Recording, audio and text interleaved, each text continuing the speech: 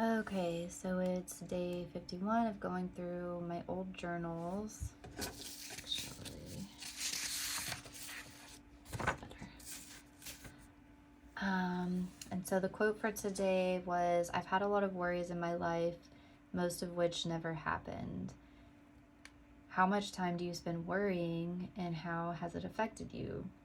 Research ways to combat worry and write them down. So if you're following along, just pause the video here and think about your response to this question, and I'll be on in a second with what I responded. Okay, how much time do you spend worrying, and how has it affected me? So I said, I don't really consider myself a worrier, but I do tend to overanalyze things sometimes. I mean, I guess there have been times that I've worried unnecessarily, specifically when I would go out of town. I would worry about my house being broken into or catching fire, or about my cats. Sometimes when it storms, I worry that a tree may fall on the house or the roof may leak or something.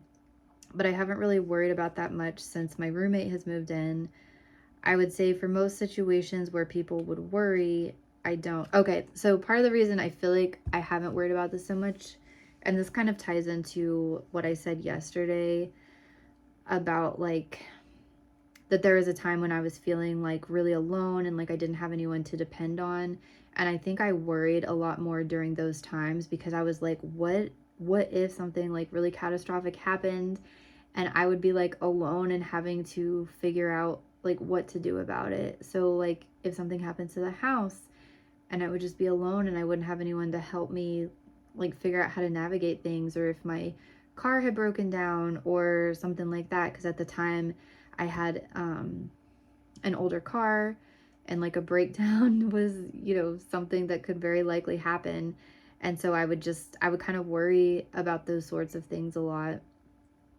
But yeah, like having my roommate here, I feel like if something did happen to the house, at least there would be somebody there to help me figure things out. So I don't know why I was having so much worries about the house. But yeah, like there was a time that I was worried about my car, I was worried about the house, and just like feeling secure. But yeah, for the most part, I don't worry too much about things. Where was I?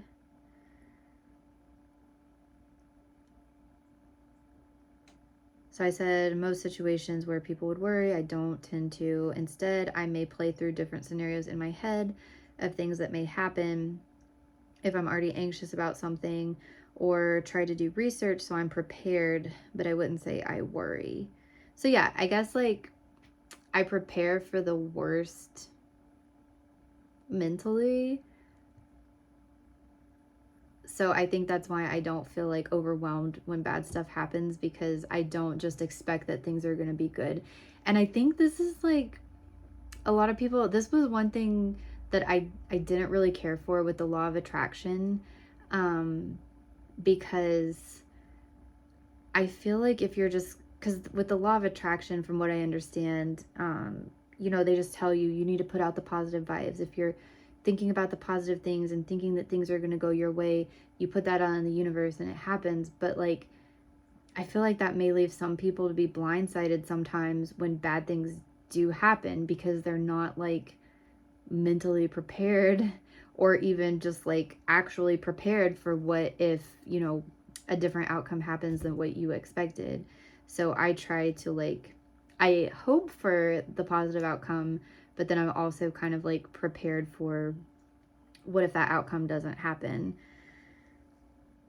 So like with my dissertation, the girl that I'm working with on this one paper to be published, she had found out that like if two PhD students are working on the same publication, they could both incorporate it into their dissertation. And so I kind of looked into that, talked about my advisor with it, and she thought it was a great idea, but she wasn't sure. She'd never had anybody do that. And so in the back of my mind, I'm not getting my hopes up that I'm going to have like a whole section of my dissertation already done whenever we finish this paper. And And so my boss had to reach out to a couple people to make sure would work. And she's like, I haven't gotten an email back. And I'm like, well, don't worry. Like, I haven't got my hopes up yet. Like, I'm still prepared to have to write my full dissertation. She's like, well, I've got my hopes up, you know? And so that's just typically what I like to do. I don't like, it would be awesome and it looks like it is going to happen, but I don't like to like jump the gun and just assume that like something's going to happen. And I think that's kept me from getting, you know, let down a lot because I don't just like automatically expect. I hope for it. And I'm optimistic about it, but I don't, you know, if it doesn't happen, I'm like, all right, well, that was a possibility too. So, and sometimes after having interactions with people, especially if I feel like I've said something wrong or stupid, I may dwell on it and have anxiety about it. And I've heard a lot of people say this, you know, when you have social interactions, afterwards you're just like, oh, why did I say that? Or, you know, just kind of dwell on it. And so I definitely do that and used to do it a lot, especially in like middle school and high school. I feel like it was a lot worse. But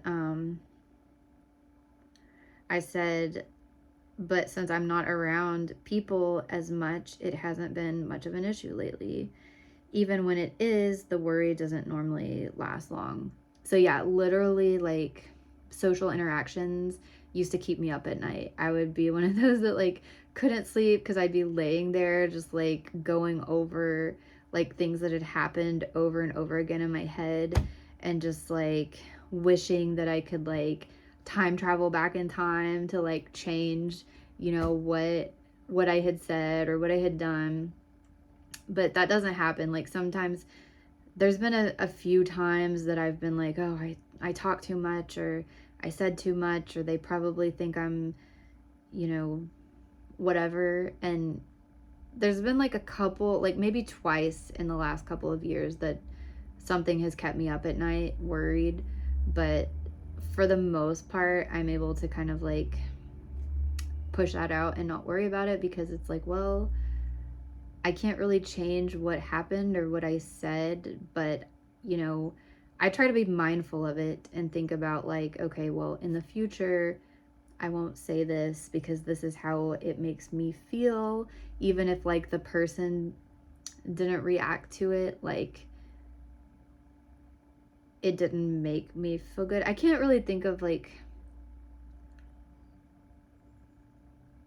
well, I guess I can think of like one that's been within the last couple of years is I used to go get my hair done. I would get hair extensions done. And like the guy that did my hair was really cool. And he did a great job. And I don't know, like whenever you get your hair done and there's somebody just there, like you feel this, or I feel like this obligation to talk. And he would like ask questions, but he was also, I think, a little bit introverted. So I don't know if he felt that same dynamic. And so sometimes I would like, because I'm sitting there for 2 hours, you know, I would just talk to him about all this stuff. And because he would kind of like ask questions and things like that. But then it's like the most I talk to anyone in a long time just because I'm there with the person for 2 hours. And then sometimes I would leave there being like, why did I tell him that? Why did I say that? He probably thinks, you know, and I don't know why I thought I would think about it and dwell on it. But yeah, that's part of the reason I don't go get my hair done anymore is just because the awkwardness for me of like sitting there for so long. And then there's also the awkwardness of like tipping. Like I am getting to where like I just despise tipping culture because I just wish it was like straightforward. Like if, you know, it's just weird. Like tipping culture is just really weird to me actually, even though I worked as a server for all these years. And now I'm seeing that like it seems like everyone's kind of on the same page of tipping like 15 to 20%, but now I'm seeing people post, you know, where they're offended if you only tip 20%, if you know, like this one girl posted acted like it was a common thing for servers to be annoyed about if you go in and you order one meal and you split it between two people and you only tip 20%. And I was like, what's wrong with that? You know, because me and my roommate do that quite a bit because serving sizes here are just so big. We found that like we don't end up normally either of us finishing all of our meals, so it just makes more sense to like split a meal and then maybe add an extra side to it or something. And I'm like, are servers getting offended that we normally I overtip, like normally I tip like well over 20%, so I don't think it's probably a problem for us, but I'm just like, and then you go all these places and there's like a tip. Okay, so I guess I do worry about things like that. And it mostly has to do with like social interactions and interactions in public. Cause yeah, you go and there's like a, for every place you go now, there's like a tip option on the screen. And I'm like, am I supposed to tip at this place? And then I'm like, what are they getting paid? Like, and then some, it's come out that some places are like taking the people's tips. Like, even if you put a tip on the screen, instead of it actually going to the employees, it's going to corporate. And so I just, I don't know.